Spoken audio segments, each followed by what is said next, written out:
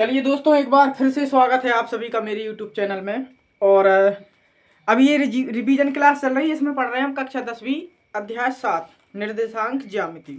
ठीक है, तो इसमें देखिए हम सीधे चैप्टर 2 से 7 पर आ गए हैं, क्योंकि ऑफलाइन क्लास वाले बच्चों की डिमांड थी कि एग्जाम आ रहे हैं, बाकी चैप्टर बन जाते हैं, तो आप 7 चैप्टर पढ़ा दीजिए, क्योंकि वो ढंग से पढ़ा नहीं था। अब निर्देशांक ज्यामिति जो हमारा शब्द है, कक्षा 9वीं में तो आप थोड़े परिचित हो चुके होंगे। रेने देकार्ते नाम के एक वैज्ञानिक थे जो लेटे लेटे देख रहे थे अपनी छत पे, और छत पे एक कीड़ा था। तो उस कीड़े की स्थिति को ज्ञात करने के लिए उनने जो है निर्देशांक ज्यामिति की खोज हुई वहां से। तो इसमें जो शब्द है अब हमारा कौन सा, निर्देशांक। देखिए ये लिखा है निर्देशांक। तो इसको क्या बोलते हैं, कार्तीय निर्देशांक भी बोलते हैं। कार्तीय निर्देशांक पद्धति। ठीक है, तो ये हम इसलिए बता रहे हैं ताकि आप वैज्ञानिक का नाम जान सकें। तो इधर जो शब्द यूज हुआ है कार्तीय, जो उन्हीं के नाम पे यूज हुआ है, रेने देकार्ते के नाम पे। ठीक है, इन वैज्ञानिक के नाम पे कार्तीय शब्द लिया गया। उसके बाद निर्देशांक पद्धति या निर्देशांक ज्यामिति तो हमें इसमें दिया गया है। तो अब ज्यादा बात ना करते हुए हम सीधे टू द पॉइंट बात करते हैं। और इसमें सबसे पहले दिया गया है एक्स निर्देशांक या भुज कहलाता है। आप सभी लोग ग्राफ से तो परिचित हैं। इस टाइप से बनता था हमारा कक्षा 9वीं में, और उसमें जो रहते थे जे ऊर्ध्वाधर जो लाइन होती थी, ये कहलाती थी वाई अक्ष। ऊपर वाई, नीचे वाई डैश, और इस तरफ रहता था एक्स, और ये होता था एक्स डैश। ये कहलाती थी हमारी क्षैतिज लाइन, जिसको हम क्या बोलते थे, एक्स अक्ष। तो इस तरफ रहते थे इसमें पॉजिटिव नंबर। ठीक है, हम सिर्फ 5 तक लिखेंगे, और 1 2 3 4 5 ऊपर भी पॉजिटिव रहते थे, नीचे रहते थे इसमें नेगेटिव। ऋण 1, ऋण 2, ऋण 3, ऋण 4, और इस तरफ ऋण 1, ऋण 2, ऋण 3, ऋण 4 और ऋण 5। ठीक है, और बीच में रहता था हमारा मूल बिंदु, जिसको हम बोलते थे क्या, जीरो। तो अब इसमें देखिएगा, ये कहलाता है हमारा क्या, एक्स अक्ष। ये कहलाता है हमारा वाई अक्ष। तो आपसे ये नहीं पूछा जाएगा कि एक्स अक्ष कौन है और वाई अक्ष कौन है। आपको कोई एक बिंदु दिया रहेगा, उसमें से पूछा जाएगा इसका भुज और कोटि क्या है। क्या पूछा जाएगा, भुज। तो इसके लिए मैं आपको बता दूं कि एक्स निर्देशांक ही क्या कहलाता है, हमारा भुज। इधर लिख दे रहे हैं, एक्स निर्देशांक कहलाता है भुज, और वाई निर्देशांक क्या कहलाता है, कोटि। अब पॉइंट आता है कि निर्देशांक क्या होता है। तो वह बिंदु जो किसी बिंदु की स्थिति बताता है, वह पॉइंट कह ले हम, बे अंक जो किसी बिंदु की स्थिति बताते हैं। जैसे मान के चले मैंने आपसे एक बिंदु दिया, कौन सा, 4 1। बिंदु क्या दिया हमने आपको, 4 1। अब इस बिंदु को हम कैसे करेंगे, ये कक्षा 9वीं में तो सीख ही लिया है, लेकिन अभी भी देखते हैं। सबसे पहला जो बिंदु होता है वो डिनोट करता है एक्स अक्ष को। ठीक है, आपको जो बिंदु 4 दिया गया है, ये आप देखिए एक्स अक्ष पे ढूंढना है हमें इसको। तो इस पे 4 है, धन का है, तो जी आ जाएगा यहाँ पे। और फिर दूसरा जो बिंदु है वो रहेगा कौन से अक्ष पे, वाई अक्ष पे। तो यहाँ से देखेंगे वाई अक्ष पे एक कहाँ है, जी है। इधर से चलिए आप एक्स अक्ष के समांतर इस टाइप से। ठीक है, और इधर से चलेंगे हम वाई अक्ष के समांतर इस टाइप से। जहां ये रेखाएं एक दूसरे को क्या करेंगी, क्रॉस करेंगी, वहां पे हमें बिंदु मिलेगा कौन सा, 4 0। क्या मिल जाएगा, 4 0। अब पॉइंट आता है कि यदि ये आपको बिंदु दिया है, 4 0 नहीं है, ये हमारा बिंदु है 4 1, 0 गलती से लिखा गया था। अब हमारा पॉइंट आता है कि इसका भुज और कोटि क्या है। तो हमने क्या लिखा, एक्स निर्देशांक क्या कहलाता है, भुज। अब याद कैसे रखना है, भुज माने हमारी ये दोनों भुजाएं। ठीक है, तो भुजाएं को अगर हम ऐसा छोड़ दें तो कैसे हो जाती हैं, हमारी क्षैतिज हो जाती हैं, इस तरफ से इस तरफ। तो एक्स अक्ष ऐसा ही तो रहता है। तो इससे याद रख लेना, भुजाओं से मतलब एक्स अक्ष। भुजाएं कैसी हैं, इस तरीके से। और दूसरा रहता है हमारा कोटि। क्या, कोटि। तो कोटि के जैसे मिलता जुलता शब्द है ये, तो देखिए ट्रैक है। अब जरूरी नहीं है कि ऐसे ही याद रखना है। कोटि के जैसा मिलता जुलता शब्द कौन सा है, हमारा चोटी। चोटी किसके पास होती है, लड़कियों के पास। तो चोटी कैसे होती है, जैसे अगर मैं लड़की होता तो यहाँ पे चोटी होती नीचे से इस टाइप से, मतलब चोटी कैसी रहती है, खड़ी रहती है। तो जो बाई अक्ष है ना, ये कहलाता है हमारा क्या, कोटि। तो ऐसे आप नहीं भूलोगे, ठीक है। तो इसमें जो है आपकी बिंदु 4 और 1 दिया है, इसका जो निर्देशांक है 4, ये कहलाएगा उसका क्या, भुज, और जो 1 है वो क्या कहलाएगा, इसकी कोटि। तो 2 पॉइंट क्लियर हुए आपके, भुज और कोटि को कैसे निकालना है, ठीक है। तो एक्स निर्देशांक क्या कहलाता है, भुज, और वाई निर्देशांक कोटि।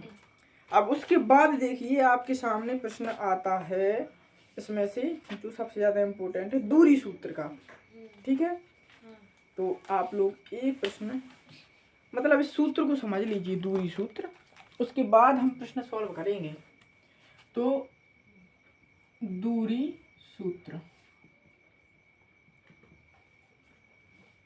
दूरी सूत्र होता है आपका करनी में x2 माइनस x1 का whole square plus y2 minus y1 का होल स्क्वायर। इसमें आपको 2 बिंदु दिए रहेंगे, जैसे हमने एक बिंदु लिख लिया 1, 3 एवं 2, 5 के बीच की दूरी क्या करना है, हमें ज्ञात करना है।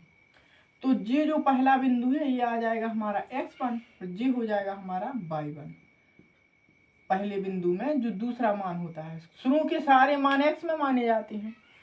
फिर इसको लेंगे हम क्या, x2, और इसको लेंगे क्या, y2, ठीक। अगर किसी को दिक्कत हो तो पूछ लो, रामगोपाल यहीं से शुरू की थी आपने, तो इसको समझते जाना। और इसके प्रश्न को सॉल्व नहीं करेंगे हम, क्योंकि ऐसे बहुत सारे प्रश्न हैं हमें प्रश्नावली में, हम तो सिर्फ अभी बता रहे हैं। तो फिर इसके साथ आता है हमारा विभाजन सूत्र। अभी सिर्फ आप सूत्रों को नोट कर लीजिएगा, ठीक है। विभाजन सूत्र, तो विभाजन सूत्र आते हैं, यदि 2 बिंदु दिए हमें x1 y1 पहला बिंदु एवं x2 y2 ये हो गया दूसरा बिंदु, को कोई बिंदु m1 अनुपात m2 में विभाजित करता है, क्या करता है, विभाजित करता है, तब उस बिंदु के निर्देशांक, उस बिंदु के निर्देशांक, सत्यम अभी इस तरफ देखो, अभी लिख लेना बाद में। निर्देशांक, 2 निर्देशांक आएंगे, एक आएगा x, तो इसका मान होगा m1 x2 plus m2 x1 बटे में m1 प्लस m2, जी हो जाएगा एक बिंदु का निर्देशांक। दूसरा होगा y, तो इसका आएगा आंसर क्या, m2 y1 plus m1 y2। नहीं तो फिर ऐसा करेंगे m1 y2, इसको आगे रखते हैं, इसको पीछे, दिक्कत कुछ नहीं जाएगी, वैसे भी लिख सकते हैं m1 plus m2 y1 y2। ये हो गया हमारा कौन सा, विभाजन सूत्र बोलते हैं इसको। अब इसमें से देखिए सबसे इम्पोर्टेंट पॉइंट है जो आपको बुक में कहीं नहीं दिया गया है, मध्य बिंदु की निर्देशांक, जो आपका प्रश्न आता है, तो इसको भी नोट कर लेना, इस सूत्र को, मध्य बिंदु के निर्देशांक, ये भी विभाजन सूत्र में आता है निर्देशांक।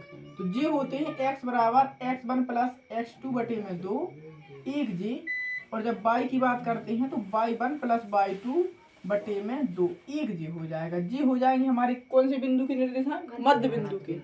तो आपके सामने इस चैप्टर में केवल 3 सूत्र लगेंगे, एक लगेगा दूरी सूत्र, दूसरा लगेगा विभाजन सूत्र, तीसरा लगेगा इसमें मध्य बिंदु की निर्देशांक। इसके अलावा कोई भी सूत्र नहीं लगना है और ना ही कहीं के चक्कर में पढ़ना है।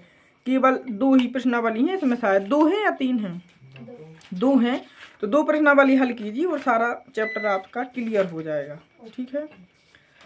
तो यहाँ से प्रश्न बनते हैं, इस वीडियो में जो भी बताया है ऑब्जेक्टिव टाइप प्रश्न आपके बनेंगे, और उसके बाद हम प्रश्नावली को तो सॉल्व करेंगे, तो आप लोग वहां से समझ जाइएगा, ठीक है। कोई डाउट हो तो कमेंट सेक्शन में बताना।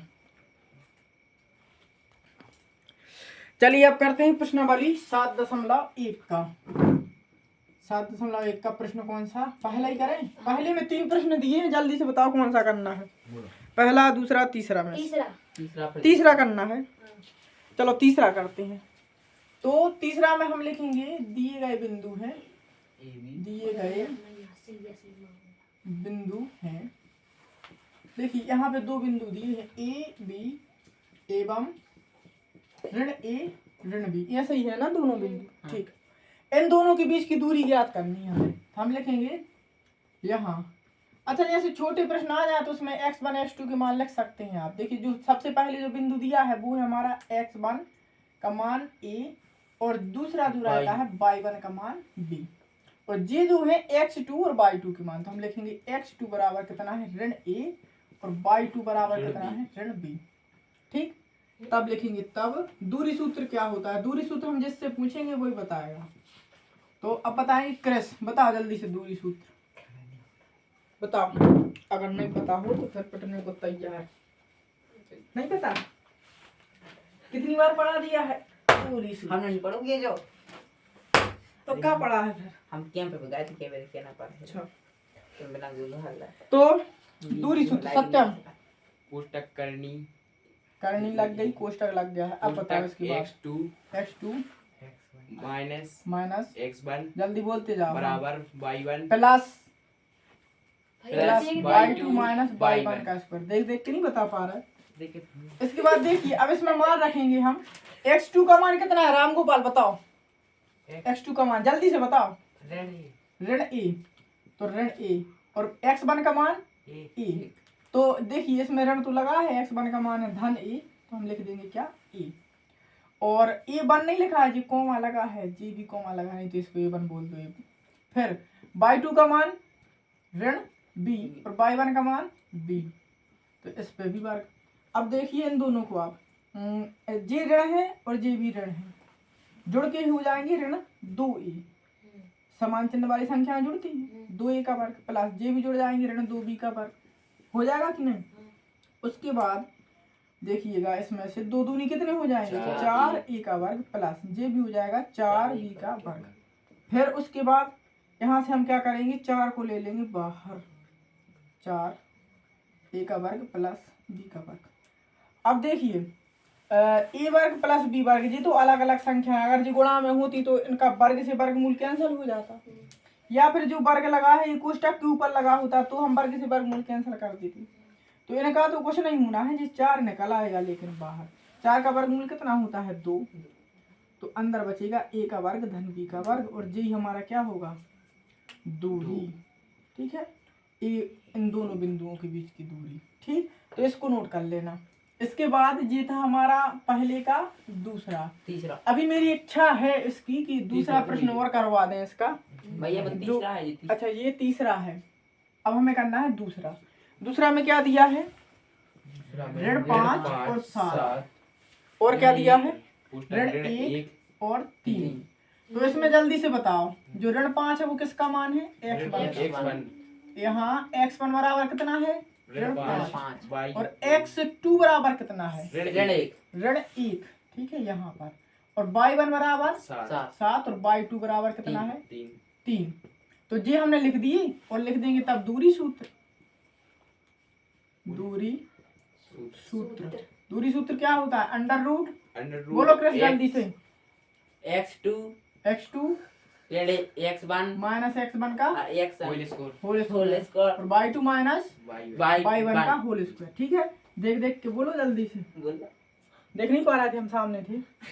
अब देखो इसमें x2 का मान कितना है? x2 का ऋण 1, हाँ। x1 का मान कितना है? ऋण 5। अब यहाँ पे देखिए एक ऋण पहले से लगा है और एक ऋण इसमें लगा है, तो ऋण और ऋण क्या हो जाएंगे? हम तो डायरेक्ट धन लिख देंगे, धन 5 का वर्ग। ठीक है, जहां भी ऋण और ऋण मिले तो धन 5 का वर्ग।